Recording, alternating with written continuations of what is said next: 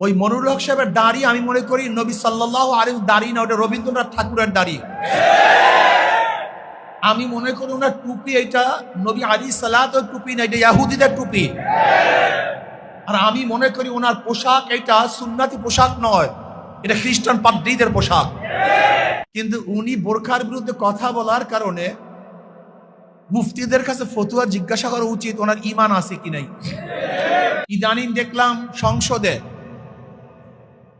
সেই দাড়িওয়ালা, বিশাল দাড়িওয়ালা, টুপিওয়ালা, পাঞ্জাবিও পড়ছে বেচারা, ধবধবে সাদা দাড়ি, বোরখার বিরুদ্ধে কথা বলেছেন, পর্দার বিরুদ্ধে কথা বলেছেন। বেচারার নাম মনিরুল হক। আমি তো ওনাকে দেখে ভাবতাম একজন ভালো লোক, ইসলাম প্রিয় লোক,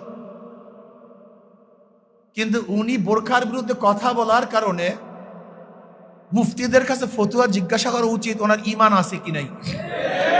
আমার যতটুকু তাহকিক, আল্লাহ পাকের কোন বিধানের বিরুদ্ধে কেউ যদি কথা বলে, ঘৃণা করে, অপছন্দ করে, কেউ যদি অপছন্দ করে, ঘৃণা করে আল্লাহ পাকের কোন বিধানকে, সাথে সাথে বেঈমান হয়ে যায়, সে আর মুসলমান থাকে না।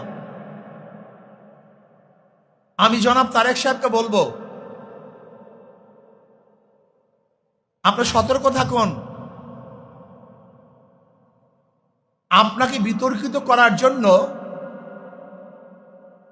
এই সমস্ত নাস্তিক শক্তিরা বিভিন্ন রূপে, ওই মনিরুল হক সাহেবের দাড়ি আমি মনে করি নবী সাল্লাল্লাহু আলাইহি দাড়ি না, ওটা রবীন্দ্রনাথ ঠাকুরের দাড়ি।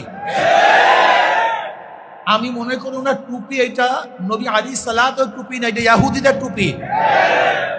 আর আমি মনে করি ওনার পোশাক এটা সুন্নতি পোশাক নয়, এটা খ্রিস্টান পাদ্রীদের পোশাক। ওনাকে তওবা করতে হবে, মাপ চাইতে হবে।